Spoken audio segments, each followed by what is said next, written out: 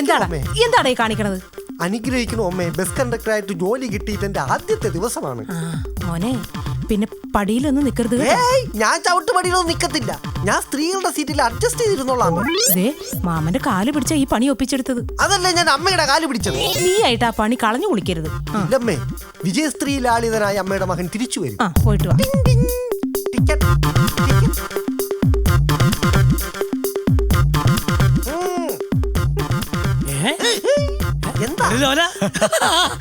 നീ എന്താ ഈ വേഷത്തിൽ?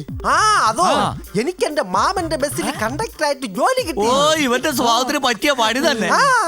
ഇനി എനിക്ക് എന്തു സുഖമാ, എല്ലാവരെയും കാണാം, പെണ്ണുങ്ങളൊക്കെ തട്ടി മുട്ടി നിന്ന് ജോലി ചെയ്യാം. എന്നിട്ട് അവര് നിന്നെ തട്ടാൻ. അതൊന്നുമില്ല. ചിന്നു മിന്നു ലോലിയും പോപ്പിയും ലാലിയും യാത്ര ചെയ്യുന്ന ബസ്സിലാണ് ഞാൻ ജോലി ചെയ്യാൻ പോകുന്നത്. അപ്പൊ നിന്റെ മാമൻ കുത്തുവാളെടുത്തത് തന്നെ. അതെങ്ങനെ? എടാ അവരൊക്കെ ചോദിക്കുമ്പോ ടിക്കറ്റ് ചോദിക്കുമ്പോ നീ ഫ്രീ ആയിട്ട് എഴുതി കൊടുക്കില്ല. പിന്നെ അതൊന്നുമില്ല, എന്റെ അടുത്ത് കളിയൊന്നും നടക്കത്തില്ല. ഞാൻ കറക്റ്റ് ആയിട്ട് ടിക്കറ്റ് അടിച്ച് കൈ കൊടുക്കും, എന്നിട്ട് എന്റെ കയ്യിൽ നിന്ന് കാശ് എടുത്ത് കൊടുക്കും. ലോലനൊരു പണിയായി, നമുക്കൊരു പണി വേണ്ടേ? വേണോ? വേണോ? വേണ്ടേ? ഇതുപോലെ ഇങ്ങനെ നടക്കാം. ഹലോ, ഞാൻ ജോലിക്ക് വരാനോ? വെക്കടാ ഫോൺ. ജോലിക്ക് ആരട്? ഒരുത്തൻ ജോലിക്കല്ല നമ്മളെ വിളിക്കുന്നത്. അവരോട് പോകാൻ പറ. പിന്നല്ലാതെ നമ്മ പണിയെടുത്ത് ജീവിക്കുമെന്ന് നമുക്ക് തോന്നുന്നുണ്ടോ? വെറുതെ നടക്കാനും സമ്മതിക്കത്തില്ല. ആരാ പൊതുവഴിയിൽ നിന്ന് മൂത്രമൊഴിക്കുന്നത്? തിരിഞ്ഞിരിക്കുന്നതല്ല, മുതുകൊടിഞ്ഞിട്ട് പിടിച്ചു നിന്നതാ നമ്മുടെ ലോലൻ. ലോല, ഇതെന്ത് പറ്റി? വണ്ടി അപകടം വല്ലതും ആണോ? അല്ല, അമ്മാവൻ എന്നെ ജോലിയിൽ നിന്ന് പിരിച്ചു വിട്ട്. കാലത്തെ ജോലി കയറി വൈകിട്ട് പിരിച്ചും വിട്ടോ? ഇത്ര വേഗം നീ പെൻഷൻ പറ്റിയോ? അമ്മാവൻ എന്നോട് പറഞ്ഞ് സ്നേഹത്തോടെ എല്ലാവർക്കും ടിക്കറ്റ് കൊടുക്കണമെന്ന്. അങ്ങനെ ഞാൻ സ്നേഹത്തോടെ ടിക്കറ്റ് കൊടുത്തു. എടാ, സ്നേഹത്തോടെ ടിക്കറ്റ് കൊടുക്കുന്നതിന് അമ്മാവൻ എന്തിനാ നിന്റെ കൈ തല്ലി ഓടിക്കുന്നത്? അമ്മാവനല്ലെന്നേ അടിച്ചോടിച്ചത്. പിന്നെ നമ്മൾ ടിക്കറ്റ് പെണ്ണുങ്ങൾക്ക് കൊടുക്കുന്നത് സ്നേഹത്തോടെയാണെന്ന് അവരെങ്ങനെ അറിയും? അതുകൊണ്ട് ഞാൻ അതിന്റെ മറുവശത്ത് ഐ ലവ് യു എന്ന് എഴുതി കൊടുത്തു. എന്നിട്ടോ എടോ, എവളുമാരുടെയൊക്കെ ആങ്ങളമാരും ഭർത്താക്കന്മാരും ഒക്കെ ബസ്സിനകത്തുണ്ടായിരുന്നു. ഇവന്മാർ കൊണ്ടോ സ്നേഹവും ബഹുമാനവും. കഴുതകള് അടി തുടങ്ങിയില്ലേ?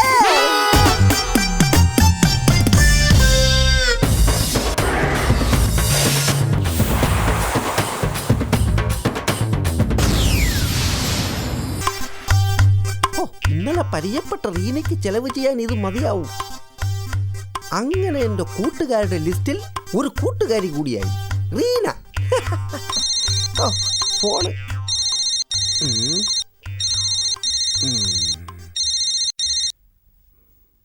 ഹലോ ഹലോ, ലോണ, ഇത് ഞാനാ ചിന്നു. ചിന്നു, ലോണൻ എവിടെയാ? ഞാൻ നമ്മുടെ വീടിന്റെ അടുത്തുള്ള ആ വഴിയിലാ, റോഡിന്റെ അവിടെയാ. ലോണൻ അവിടെ നിന്നോ? എനിക്ക് അത്യാവശ്യമായിട്ട് ലോണിനെ കാണണം. അതെന്തിനാ? എനിക്ക് കുറച്ച് കാശിന്റെ അത്യാവശ്യം ഉണ്ട് ലോണ. എന്റെ കയ്യില് കാശില്ല. അങ്ങനെ പറയരുത് ലോണ. ദേ, ഞാൻ വന്നു കഴിഞ്ഞു, ഞാൻ വരുവാട്ടോ. ഈ കാശ് ചിന്നു കൊണ്ട് പോയാ പിന്നെ ഞാൻ റീനയോട് എന്ത് പറയും? മോശമല്ലേ? പോയാലോ?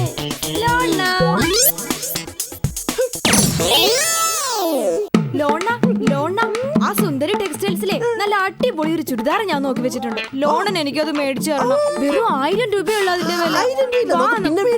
അയ്യോ, അങ്ങനെ പറയരുത്. ലോൺ അല്ലാതെ വേറെ എനിക്ക് ആരാ മേടിച്ചു തരാനുള്ളത്? എന്റെ കാശില്ലാത്തോണ്ടാ. ഞാൻ ആ ചുരിദാറിന് നടക്കുമ്പോ എന്റെ കൂട്ടുകാരെ ചോദിക്കുമ്പോ എനിക്ക് പറയാലോ ലോണ മേടിച്ചു തന്നെ. അതിന്റെ ക്രെഡിറ്റ് ആർക്കാ? ലോണന്.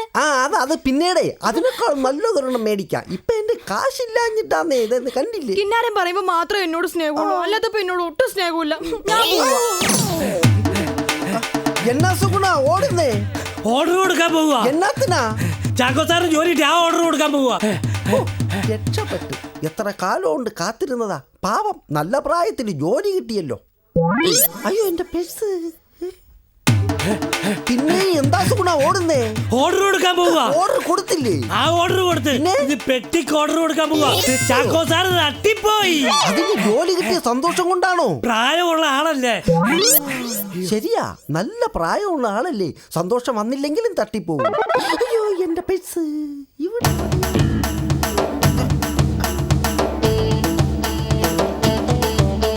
ലോണൻ എന്തെടുക്കുക? അമ്മയ്ക്ക് എനിക്ക് വാദം, കുറച്ച് പുല്ല് പറിക്കുക, അല്ല മരുന്ന് പറിക്കുക. പിന്നെ ഒരു ഹാപ്പി ന്യൂസ് ഉണ്ട്. എന്താ? ഞാൻ ലോണായിട്ട് വഴക്കിട്ട് എപ്പോ പോയാലും എനിക്ക് നല്ല കാലമാണ്. ഞാൻ ലോണായിട്ട് വഴക്കിട്ട് ഇതുവഴി പോയപ്പോഴേ എനിക്ക് ഇവിടെ കിടന്നൊരു പേഴ്സ് കിട്ടി. ഒരു കറുത്ത പൈസാണോ? എന്നിട്ട് അതില് 1000 രൂപയും ഉണ്ടായിരുന്നു. എന്നിട്ട് ആ പൈസ എന്തിയേ? ആ രൂപയ്ക്കല്ലേ ഈ ചുരിദാർ മേടിച്ചത്.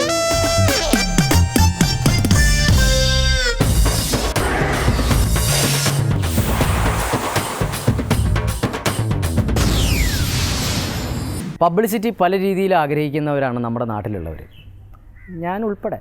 കാശൊക്കെ കൊടുത്തിട്ട് അവിടെ ഫ്ലെക്സ് വയ്ക്കുക, ഇവിടെ ഫ്ലെക്സ് വയ്ക്കുക, അങ്ങനത്തെ കുറേ പരിപാടികൾ. അത് പക്ഷേ ആരും അറിയാറില്ലെന്ന് മാത്രം. എന്തിനാണ് ഒരാൾ മരിച്ചു കഴിഞ്ഞിട്ടുണ്ടെങ്കിൽ നിങ്ങൾ തന്നെ കണ്ടിട്ടില്ലേ, പത്രം തുറന്ന് നോക്കി കഴിഞ്ഞാൽ ചരമകോളത്തിൻ്റെ അവസാനം കാണാം, മറ്റേ അയാൾ മരിച്ചു, മകൻ അബുദാബിയിൽ 50,000 രൂപ ശമ്പളം, അത് ഉൾപ്പെടെ നമുക്ക് കാണാം.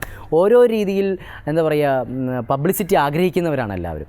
ചിലവർ ഉണ്ട് ദാനധർമ്മങ്ങൾ ചെയ്യാൻ ആഗ്രഹിക്കും, എന്നിട്ട് പറയും എനിക്കങ്ങനെ പബ്ലിസിറ്റിയോടൊന്നും ആഗ്രഹമില്ല എന്നൊക്കെ പറയുകയും ചെയ്യും, എന്നിട്ട് ഭീകരമായിട്ട് പബ്ലിസിറ്റി കൊടുക്കുകയും ചെയ്യും. അങ്ങനെ ഞാൻ ഒരു ഫാമിലിനെ ഞാൻ പരിചയപ്പെട്ടിട്ടുണ്ട്. അത് പറയുന്നതിലും നല്ലത് ഈ ഫാമിലിനെ പരിചയപ്പെടുന്നതാണ് നല്ലത്, കാരണം അത് ഇവർ തന്നെയാണ്. അമ്മ തായേ, അയ്യോ അതല്ല അമ്മ തായേ, എന്തെങ്കിലും തരണേ, പാവപ്പെട്ടൊരു പിച്ചക്കാരനാണ്, ആഹാരം കഴിച്ചിട്ട് 15 ദിവസമായി. ആഹാരം കഴിച്ചിട്ട് 15 ദിവസമായി. എന്തെങ്കിലും തന്ന് സഹായിച്ചാൽ അമ്മയ്ക്ക് പുണ്യം കിട്ടും, ദൈവം അനുഗ്രഹിക്കും. കുറച്ച് ദിവസം ആഹാരം കഴിച്ചിട്ട് ഇങ്ങനെയുണ്ടല്ലോ ഈ നാട്ടിൽ ആളുകള്. എന്തെങ്കിലും തന്ന് സഹായിച്ചാൽ അമ്മയ്ക്ക് പുണ്യം കിട്ടും. അയ്യോ സ്വന്തക്കാരൻ ബന്ധുക്കൾ ആരുമില്ല. ഞാൻ കടത്തിണ്ണനാണ്, കിടപ്പ് കിടപ്പ്. 15 ദിവസം ആഹാരം കഴിച്ചിട്ട് ബന്ധുക്കൾ ആരുമില്ല. അയ്യോ ആരുമില്ല. എന്തോ മോന്റെ പേര്? പ്രഭു.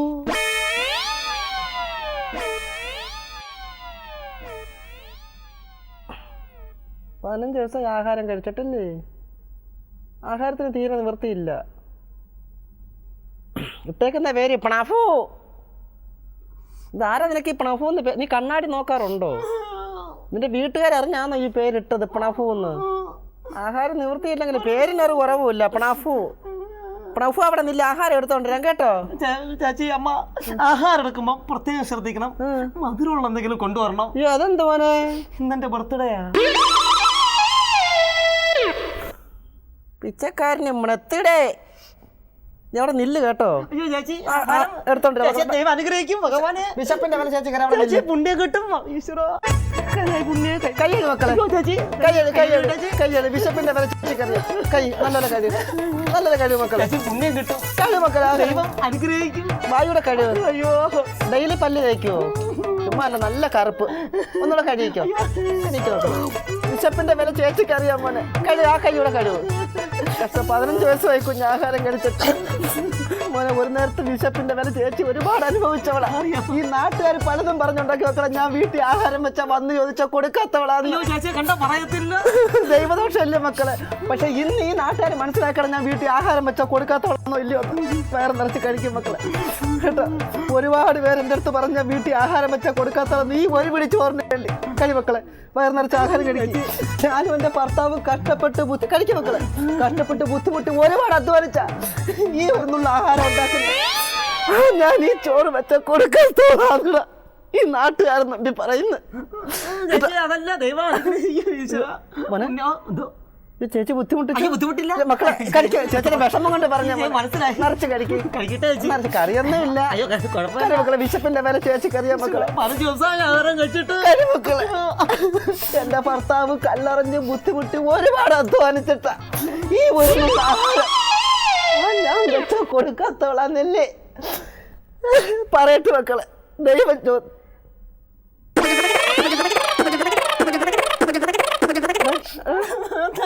അതല്ല, ഒരു ചേച്ചിയുടെ വിഷമം കൊണ്ട് പറഞ്ഞു. 15 ദിവസം ആഹാരം കഴിച്ചിട്ട് പറഞ്ഞല്ലേ. ആഹാരം കഴിക്കും, നിറച്ച് കരി മോനെ. ഇനി കഴിച്ചിട്ട് സംസാരിച്ചാൽ മതി. നിറച്ച് കഴിക്കും. കഷ്ടം, ഒരുപാട് പട്ടിണി കണ്ടിട്ടുണ്ട് മക്കളെ. കരി നിറച്ച് ആഹാരം കഴിക്കും മക്കളെ. കരി മോനെ, കരി കരി മോനെ. എവിടാ വീടെന്ന് പറഞ്ഞ മോന്റെ വീട് എവിടാന്ന് പറഞ്ഞ? രഘുണ്ട് വീടിന്റെ താഴെ. താഴെ കൊണ്ടുപോയി ആര് പറഞ്ഞായിരുന്നു? അയ്യോ അച്ഛൻ ആദ്യം താഴെയാണ് വെച്ചത്. അതല്ല, എന്റെ പൊന്നുമോനെ ഇടിച്ചു വിളിച്ച് മേളി വെക്കണം കേട്ടോ. നമുക്ക് ഇച്ചിരി നിലയും വില മനസ്സിലായി. അയ്യോ മക്കളെ ചേച്ചി ബുദ്ധിമുട്ടിച്ചോടാ. അയ്യോ ബുദ്ധിമുട്ടില്ല. അയ്യോ സംസാരിക്കരുത്. ഇനി ആഹാരം കഴിച്ചിട്ട് വിശപ്പിനെ വലിയ ചേച്ചി ദൈവം അനുഗ്രഹിക്കും. നിറച്ച് കഴി മക്കളെ. കഷ്ട ചേച്ചി തോന്നലേ മക്കളെ. ഒന്നുമില്ല. നിറച്ച് കഴിക്കും. എത്ര വരെ പഠിച്ചായിരുന്നു? വിദ്യാഭ്യാസം വല്ലതും ഉണ്ടോ മോനെ? 5 വരെ പോയോടാ? കറക്റ്റായിട്ട് പറയടാ. എത്ര വരെ പോയിടാ? കറക്റ്റ് പറയണം. 1 വരെ പോയോ? പിന്നെന്താ ഈ വിരൽ ഇങ്ങനെ? എങ്ങനെ വിരൽ മടങ്ങത്തില്ല. ഇടയ്ക്ക് ഒരു വട്ടം മടക്കണം കേട്ടോ. പുള്ളി കിട്ടും. നിറച്ച് കഴി മക്കളെ. കഷ്ടം പാവ. 15 ദിവസമായി കുഞ്ഞ് ആഹാരം കഴിച്ചിട്ട്. നിറച്ച് കഴിക്കും.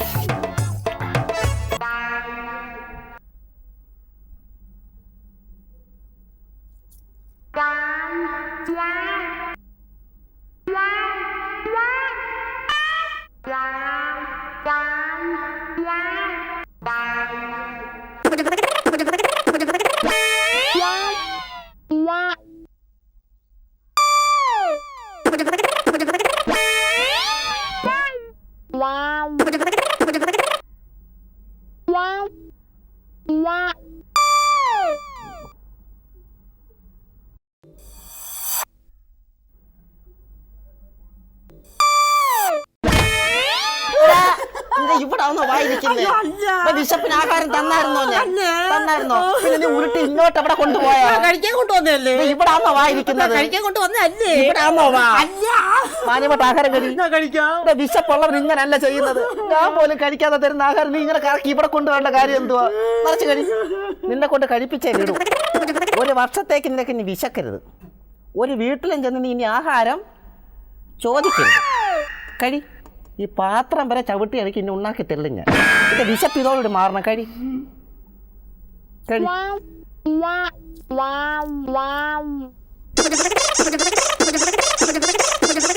എന്തോ മോനെ ഗിറ്റാറിന്റെ കമ്പിയോ? ഇപ്പൊ ഇത് കിട്ടാറില്ലല്ലോടാ. എടുത്തൊരു വായന വായിക്കട്ടെ. വിശപ്പുണ്ടോ? കഴിയാതങ്ങോട്ട്.